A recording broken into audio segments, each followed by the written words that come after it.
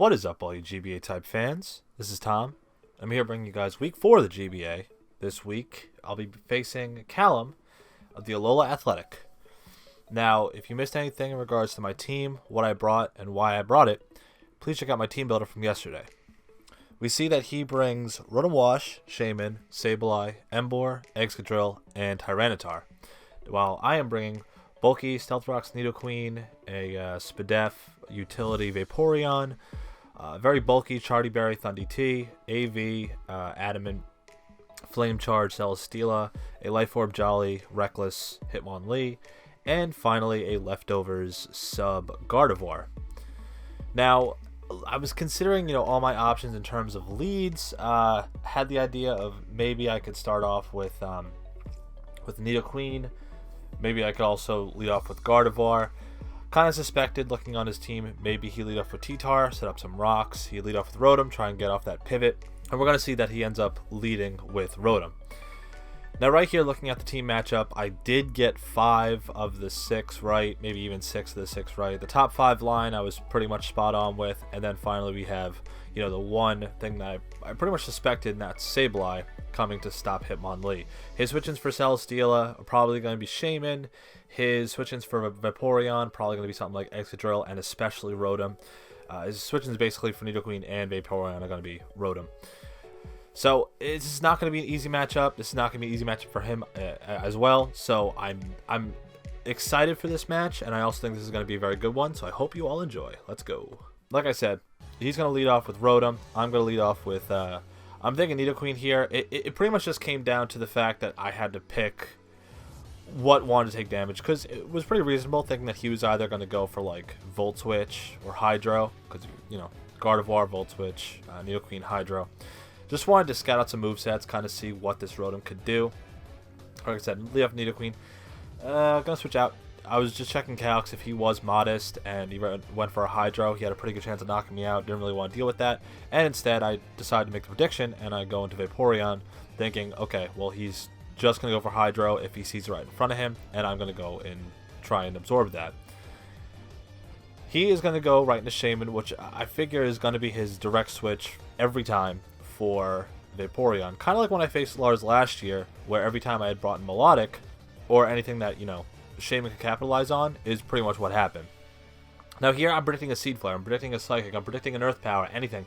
And instead he goes for Leech Seed, and I go right into Celesteela. I thought this AV Celesteela would have a pretty good chance at least getting off damage against his team, assuming he went for something like Seed Flare or Giga Drain against Vaporeon. I mean, to me, Giga Drain made sense because, well, if he absorbed a good chunk of HP off of Vaporeon, regardless of what he's at, he's going to get, a good clean 30 to 50%. Assuming he is not invested, and if he is, probably 70%. But I go right there. A pretty easy prediction. He goes right into Rotom, thinking he could take a Heavy Slam, an Earthquake, whatever. And he goes right into Rotom. I just go right for the Heavy Slam. However, I go right for the Seed Bomb instead of the Heavy Slam. However, we see the Leech Seed.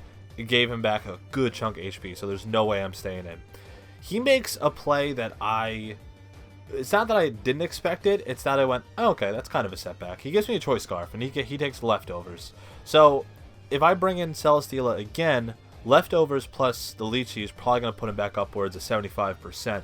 I have to keep that in mind. I'm not going to go for Scald here because he could just go right into Shaman, and in a way, I'm going to try and predict that.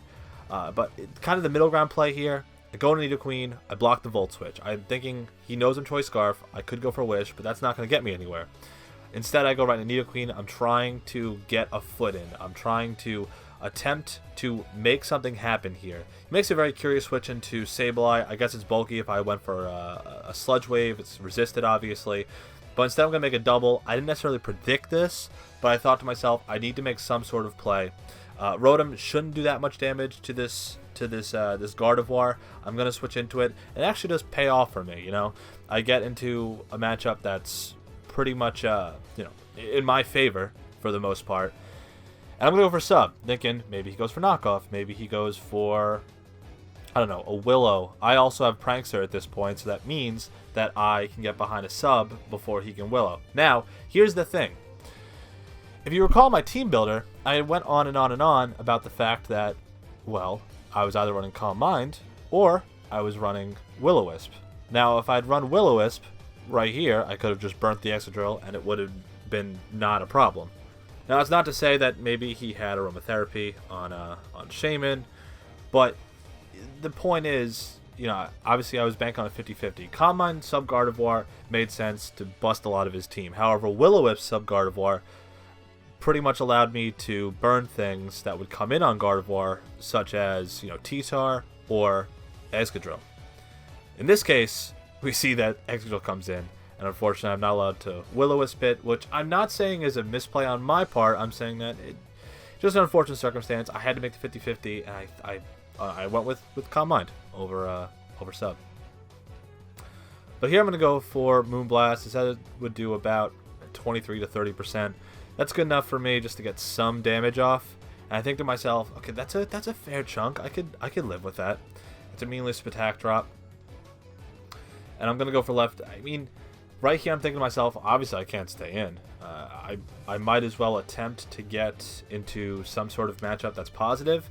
Now he's going to switch into Emboar, I suppose, predicting me to go into something like maybe Nidoqueen. That wouldn't make sense. Or maybe, going into Celesteela. So instead I go into Thundurus, and I think, well, if he goes for Earthquake or if he goes into Iron Head, I could take both those hits. Actually, I could take a combination of an Iron Head and a Rock Slide. But I look at my calcs when Raigeki comes in, and I think to myself, I can't kill him with the HP Flying unless I'm at +2. I don't want to take a Flare Blitz. Nidoqueen can take a Flare Blitz, and we see that he's not necessarily banded because that would have cleaned me out. But, you know, he is some sort of boosting item to see that he does that much damage with a Flare Blitz. I go for Sludge Wave, predicting the Rotom to come in. Better than Earth Power. It was better than Ice Beam. Could have also gotten up Rocks there. That would have helped me against the Emboar, so kind of a slight on my part, but I didn't mind the middle ground play. I'm trying just to get damage off from whatever comes in. You can see that I'm making a lot of switches. You can see that I'm not necessarily in the best position in terms of getting hits off on him, but what I am doing is I am trying to make the right play whenever I need to, trying to get into that better position, trying to get into that right matchup. That's kind of the name of this game. We're both trying to see who gets off the bigger damage first, and in this case, we have to try and make these doubles that ensure that someone stays on top. He goes for Rock Slide here against my Raigeki. Again, the Charty Berry did its job. It weakened the Rock Slide to a point that I could take it at, you know, under 50%. That was pretty much successful for my planning purposes. Right here, I think to myself, well, he's going to switch, but I'm going for Focus Blast. And of course, do I hit? No! Fuck! Of course. See? That's how that move works. Ah, man. So instead, now I'm forced here to switch. I'm not again. He's not in the range yet for Seed Flare. So instead, I'm just gonna go for, you know, just switch right out. I'm not gonna show him that I have HP Flying yet. I'd rather do that when I'm at +2, so that I could get big damage off on both Emboar and even possibly Shaman. He's gonna go for Protect here. Now, something I want to explain. You see the marker where we're at in the video, and right here where I'm circling my mouse. Right here, we are at below a half hour. This, up to this point, has taken over a half hour. We are taking... sometimes it was me, sometimes it was him. This right here is the half hour mark. This means this match is going to go longer, and it is going to... well, this is going to be one of those drag matches. He goes for Protect. Took him 100 seconds to click Protect. And I go for Flame Charge. I think to myself, well, if he stays in, I can get off some damage. Obviously, he's not healing anything. He's kind of just sapping away my HP. I'm thinking here, I gotta see what other moves he has. He obviously has Leechy. I was thinking he has Protect. Maybe he has Sub, but I don't know his last move. That allowed me to get you know, good valuable information. Go for Flame Charge. It does, you know, negligible damage, but now I am faster than this Emboar, regardless of its speed investment. So here, I mean, he gets Leechy back. And I'm looking at my calcs, and it's a roll. Adamant, roll, for Earthquake. That was a lot of HP he got back with the Leech Seed. I go for Earthquake, and I think to myself, well, even if I don't kill with Celesteela, I put him in a range where if I get rocks up, or if I just, you know, get Hitmonlee versus this thing, I could pretty much kill it, and I don't have to worry about it. But instead of going for Flare Blitz and knocking himself out, like I kind of suspected, or even Wild Charge, or maybe even Superpower, he instead goes for Flame Charge, and that puts me in a very precarious situation. He's not taking Life Orb recoil. He's not taking attack recoil like with Blitz and Charge. But he is now faster than Hitmonlee. So I think to myself, okay, he has to make the double. He has to go into Sableye. I'm going to go to Nidoqueen and try and put myself in a better situation. But instead, he stays in and goes for Sucker Punch. Very good information. Shows me, he's not choiced, which, like I said, but he's also has some. We see, what, 3 of his moves now? Maybe the last move is either Wild Charge or it's Superpower. 2 moves that can hit Vaporeon, but, Nidoqueen obviously is not going to take much. But we see Sucker Punch, and this puts me, again, in a precarious situation. How do I deal with this now that it's at +1 after the Flame Charge? Sorry about that, I just had to reel it back for just 1 second. Right here I'm thinking to myself, he's at +1, he has shown Sucker Punch. Maybe he thinks that I go for Earth Power. This is a 50-50 right here, and I kind of brought this down almost to the timer because I'm thinking to myself, I could make one of 2 plays. I could either go for Stealth Rock, and he could Flare Blitz because he is faster than me at this point, or he can go for a Sucker Punch, and he can try and knock me out thinking I'll go for Earth Power. Thinking to myself, going back and forth, back and forth, back and forth, and I thought, well, maybe if I switch, I can attempt to get some sort of a positive matchup. I thought I can go to Vaporeon, I outpace him, with the Scald and all. Thinking to myself, but if I put up rocks, anytime that he switches out, this Emboar is dead, and I can get off, some good chip damage off on pretty much everything else. And we can see if he has spin on Excadrill. Yeah, I was threatened out by the fact that he was faster, and instead of actually doing anything, like getting rocks up, I end up switching out, like I said, right into Vaporeon. I think to myself, well, I am Scarfed, he is faster, he can Sucker Punch, and that's probably what he is going to do.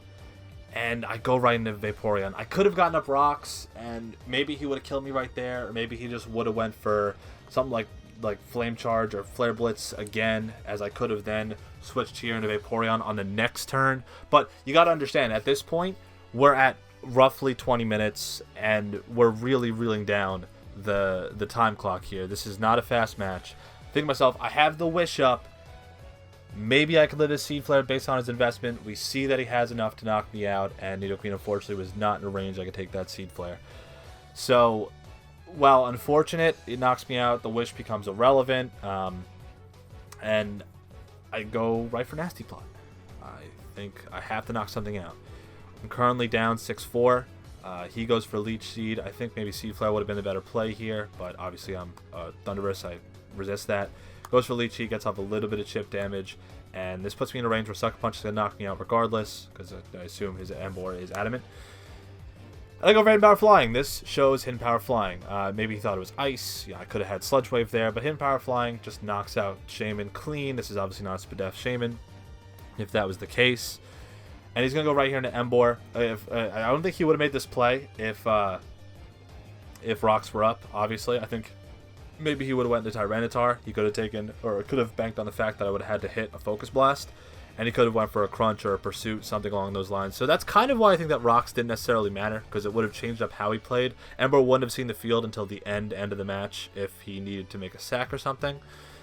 Regardless, I go and hit Hitmonlee, thinking he's going to Sucker Punch when Thunderous was in, and I go for Knockoff. Pretty much another easy prediction. He has a Ghost type. Knockoff did a clean him out. He is probably going to go for Recovery here. That's what Sableye does. And I get Prankster up again. That's pretty much. Gardevoir is doing a very good job in this match. Assuming that I'm allowed to get Sableye out of here. Just you're not allowed to stay in, because every time Gardevoir comes in, he allows me to get up a Prankster sub against something like Tyranitar and such, or whatever he wants to bring in.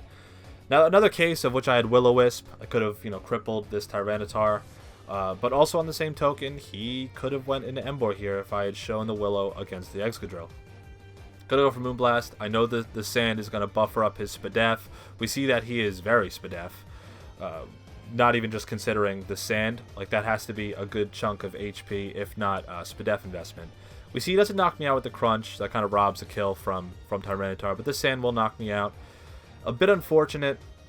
We see that I am faster, so I am going to go into Vaporeon here.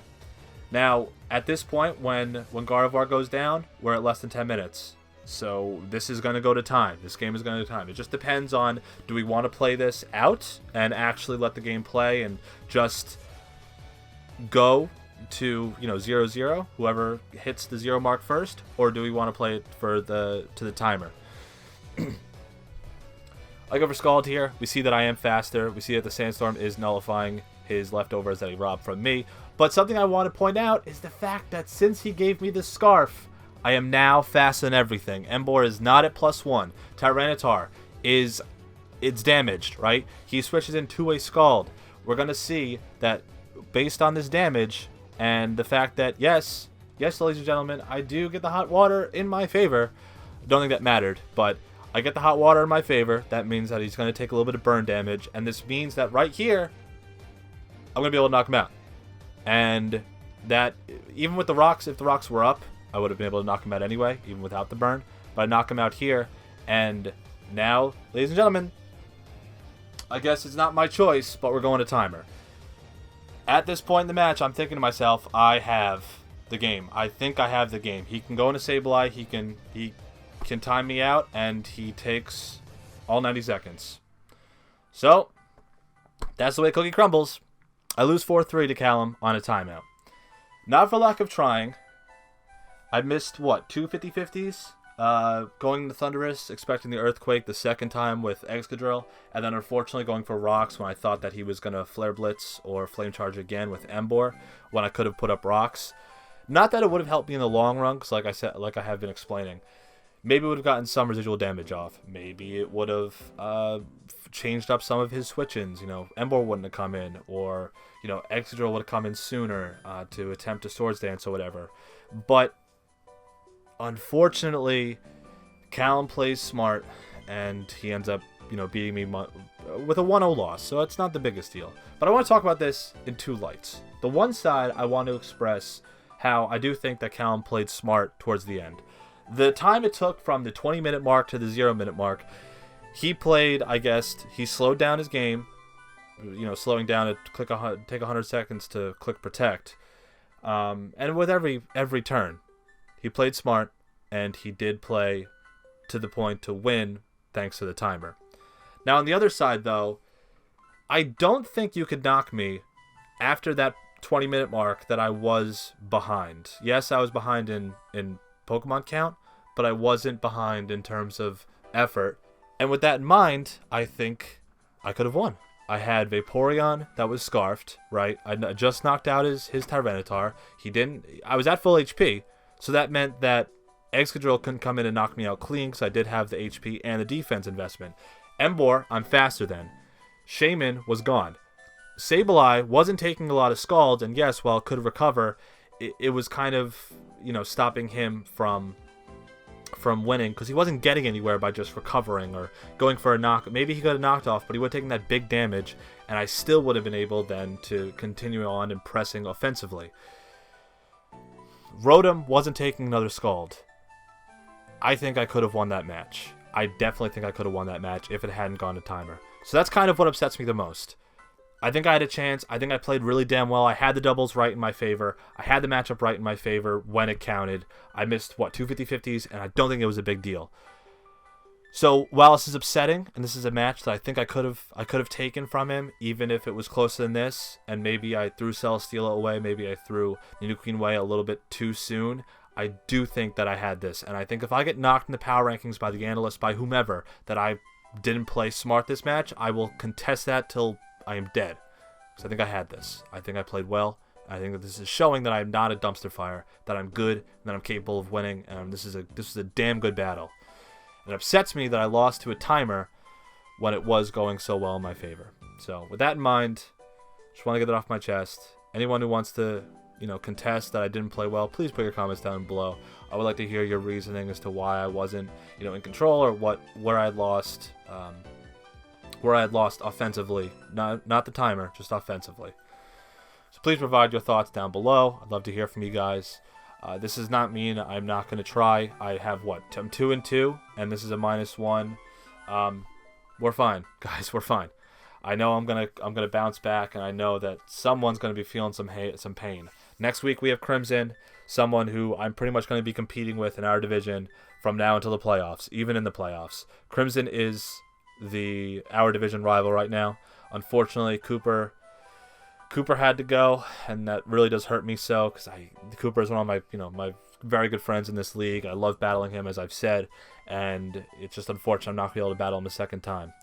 But Crimson I'll be competing with. I damn sure am going to take out the rage that I had in this match against him. Hope you are all very excited for that match. I know I am, and I will see you then. See you in the team builder on Saturday. Oh wait, just kidding. There'll be a video going up tomorrow. Hope you all enjoy. Bye.